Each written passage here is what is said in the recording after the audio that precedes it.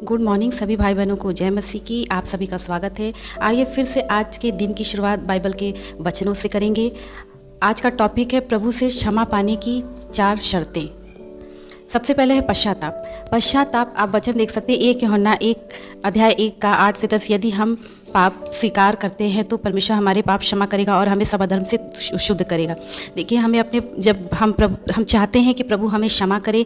हर एक व्यक्ति चाहता है, क्योंकि हर एक व्यक्ति ने गुनाह किया है, अपराध किया है, पाप किया है, गलतियां होती हैं। तो हर एक व्यक्ति ईश्वर से यही चाहता है कि प्रभु हमें हमारे अपराधों को क्षमा करें और हमें हमारे अपराधों से शुद्ध करें। यदि हम पाप स्वीकार करते हैं तो यानी हम पाप स्वीकार नहीं करेंगे तो हमें भी ईश्वर से क्षमा नहीं मिलेगी। उसके लिए सबसे पहला शर्त है कि हमें प्रभु से क्षमा मांगनी है, अपने पाप को स्वीकार करना है, पश्चाताप करना है, कन्फेस करना है। अपनी सारी गलतियों को प्रभु के समक्ष सामने रख कर हमें अपनी एक एक गलतियों को प्रभु के सामने रखने के बाद उसे स्वीकार करना है कि हाँ प्रभु, मुझसे यहाँ गलतियाँ हुई, मुझसे यहाँ अपराध हुए, हे ईश्वर मुझे क्षमा कर। प्रभु हम बहुत दयालु ईश्वर है। यदि हम हृदय से पश्चाताप करेंगे तो प्रभु हमें क्षमा करेंगे। तो प्रभु से क्षमा पाने की सबसे पहली, वैसे तो बहुत सी बाइबल में आप देखेंगे तो पश्चाताप से रिलेटेड बहुत से वचन हैं, लेकिन यह वचन जो है, यदि हम पाप स्वीकार करते हैं तो परमेश्वर हमारे पाप को क्षमा करेगा। बिल्कुल स्पष्ट है कि यदि हम अपने पाप को, अपने अपराध को परमेश्वर के सामने स्वीकार कर लेते हैं तो प्रभु हमें क्षमा कर देगा, बशर्ते हमें स्वीकार करना है और वह हमें सारे अधर्म से शुद्ध करें। हम चाहे कितनी भी अपने अतीत में गलतियां हमसे हुई हों, कितने भी बड़े अपराध हुए हों, लेकिन हम हृदय से पश्चाताप, सिर्फ जुबानी पश्चाताप नहीं करना है कि प्रभु हमें माफ़ कर दीजिए, हमसे गलती हो गई, बल्कि अपने हृदय से। और पश्चाताप का मतलब होता है कि फिर से दोबारा उस गलती को नहीं दोहराना है, अपने मन को फिराना है और ईश्वर के सामने अपने अपराध को स्वीकार करते हुए प्रभु के समक्ष ये बोलना है कि हे प्रभु, अब मैं दोबारा इस प्रकार की गलती नहीं करूँगा। तो प्रभु हमारे पापों को क्षमा करे। दूसरी शर्त है विश्वास, यानी हमें प्रभु पर विश्वास करना है। बिना विश्वास के परमेश्वर को प्रसन्न करना अनहोना है। जब हम प्रभु पर विश्वास करते हैं क्योंकि पाप क्षमा करने का अधिकार सिर्फ प्रभु यीशु मसीह के पास है, उसके अलावा किसी के पास नहीं। हमें क्षमा, हमारे सारे अपराधों और सारे पापों का क्षमा करने का अधिकार सिर्फ प्रभु के पास है। किसी मनुष्य और किसी सृष्टि संसार के कोई भी हमें हमारे अपराधों से छुटकारा नहीं दिला सकता सिवाय प्रभु यीशु मसीह के। तो यहाँ वचन कहता है, तुम्हारा मन व्याकुल न हो, परमेश्वर पर विश्वास करो और मुझ पर भी विश्वास करो। परमेश्वर पे विश्वास करना है, परमपिता परमेश्वर पे और प्रभु यीशु मसीह पे विश्वास करना है। जब हम विश्वास करते हैं तो विश्वास के द्वारा ही हमारा उद्धार है। विश्वास, जब हम प्रभु के सामने विश्वास करते हैं तो प्रभु हमारे पापों को क्षमा करते हैं और हमें सब अधर्म से शुद्ध करते हैं। तीसरी शर्त है अंगीकार, यानी हमें प्रभु के सामने स्वीकार करना है, अंगीकार करना है, अपने शब्दों के द्वारा, अपने मुखों के द्वारा इस बात को परमेश्वर के सामने रखना है। वचन कहता है क्यों ना अध्याय 1 यदि हम अपने पापों को मान लें तो हमारे पापों को क्षमा करने और हमें सब अधर्म से शुद्ध करने में विश्वास योग्य एवं धर्मीय। देखिए, बहुत से लोग मानते ही नहीं कि उनसे गलती हुई है, उनसे पाप हुआ है, उनसे अधर्म हुआ है, उनसे अपराध हुआ है।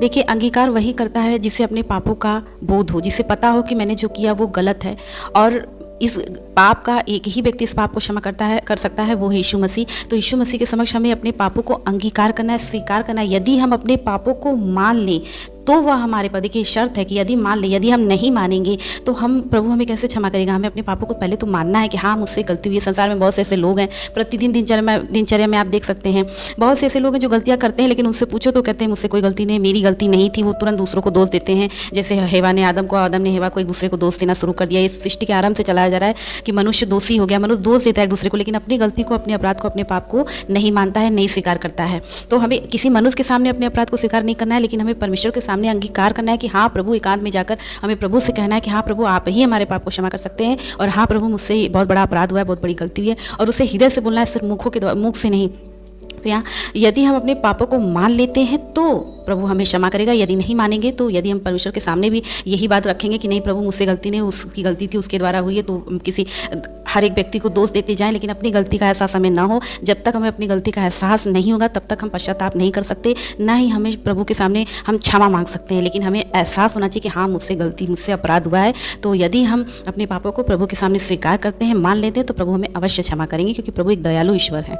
और चौथी शर्त यह है कि दूसरों को क्षमा करना है। वचन देखिए कहता है मत्ती 6:15 में, यदि तुम दूसरों के अपराध को क्षमा ना करोगे तो तुम्हारा पिता भी तुम्हारे अपराध को क्षमा नहीं करेगा। देखिए, यह है बहुत कठिन, क्योंकि जो लोग हमें दुख देते हैं, जो लोग हमें तकलीफ देते हैं, जिनके कारण हमारी ज़िंदगी में उथल पुथल हो जाता है, तो ऐसे लोगों को क्षमा करना बहुत ज़्यादा कठिन, खासकर मनुष्य जाति के लिए। देखिए, परमेश्वर ने तो हम सभी मनुष्य को क्षमा किया, हमारे बड़े से बड़े अपराधों को, पापों को, लेकिन हम मनुष्य जाति, हमारे पास इतना बड़ा हृदय नहीं होता कि हम किसी को क्षमा करें। और कुछ ऐसे कंडीशन लाइफ में आते हैं कि जब हम, बहुत से लोगों के मुँह से हमने सुना है कि अरे उसने ऐसा किया है, उसको तो मैं बिल्कुल क्षमा नहीं कर सकता या नहीं कर सकती, लेकिन उसी वक्त उसको क्षमा करना है।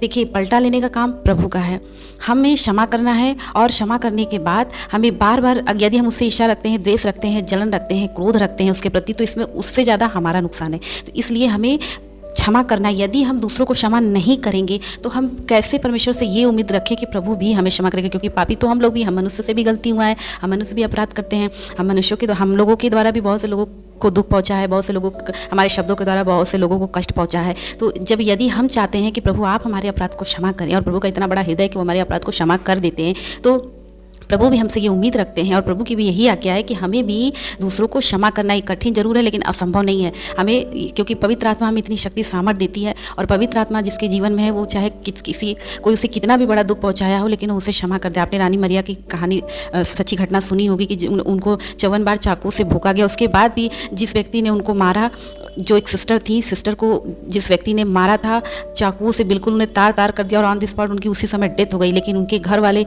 जब ये बात पुलिस तक पहुंची तो उनके घर वालों से पूछा गया कि क्या किया जाए इसके साथ, तो उनके घर वालों ने कहा कि इन्हें क्षमा कर दिए। बहुत बड़ा उनका हृदय था, बहुत बड़ा। तो ऐसा हृदय होना चाहिए। ये मनुष्य के पास इतना बड़ा हृदय नहीं हो सकता कि वो दूसरों को क्षमा करे। उसके लिए हमें प्रभु से मांगना है कि हे प्रभु, जैसे आप हमारे अपराधों को, पापों को क्षमा करते हैं, हमें भी ऐसा हृदय प्रदान करें कि हम भी दूसरों को क्षमा कर सकें। तो यदि हम दूसरों को क्षमा करेंगे तो प्रभु भी हमारे अपराध और पाप को क्षमा करेंगे।